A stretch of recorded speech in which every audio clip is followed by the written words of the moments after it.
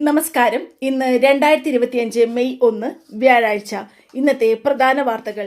ജമ്മുകാശ്മീർ ഭീകരാക്രമണം, NIA അന്വേഷണം പുരോഗമിക്കുന്നു. ഏപ്രിൽ 22-ന് ജമ്മുകാശ്മീരിലെ പഹൽഗാമിൽ നടന്ന ഭീകരാക്രമണത്തിൽ 26 പേർ കൊല്ലപ്പെട്ട സംഭവത്തിൽ ദേശീയ അന്വേഷണ ഏജൻസി NIA അന്വേഷണം ശക്തമാക്കി. NIA ഡയറക്ടർ സ്ഥലത്തെത്തി അന്വേഷണം വിലയിരുത്തി. ATM ഇടപാട് ചാർജുകൾ ഉയർന്നു. 2025 മെയ് 1 മുതൽ ATM ഇടപാടുകൾക്കുള്ള ചാർജുകൾ ഉയർത്തിയതായി റിസർവ് ബാങ്ക് ഓഫ് ഇന്ത്യ അറിയിച്ചിട്ടുണ്ട്. ഓഹരി വിപണികൾ അടച്ചിരിക്കുന്നു. മഹാരാഷ്ട്ര ദിനം ആഘോഷിക്കുന്നതിനാൽ മുംബൈയിലെ ബോംബെ സ്റ്റോക്ക് എക്സ്ചേഞ്ചും നാഷണൽ സ്റ്റോക്ക് എക്സ്ചേഞ്ചും അടച്ചിരിക്കുന്നു. വ്യാപാരം മെയ് 2 മുതൽ പുനരാരംഭിക്കും.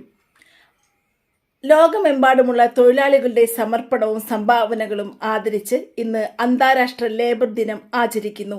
ഇന്ത്യയിൽ ഇത് പൊതു അവധി ദിനമായി പ്രഖ്യാപിച്ചിട്ടുണ്ട്. ഇന്നത്തെ വാർത്തകൾ അവസാനിച്ചു. നന്ദി, നമസ്കാരം.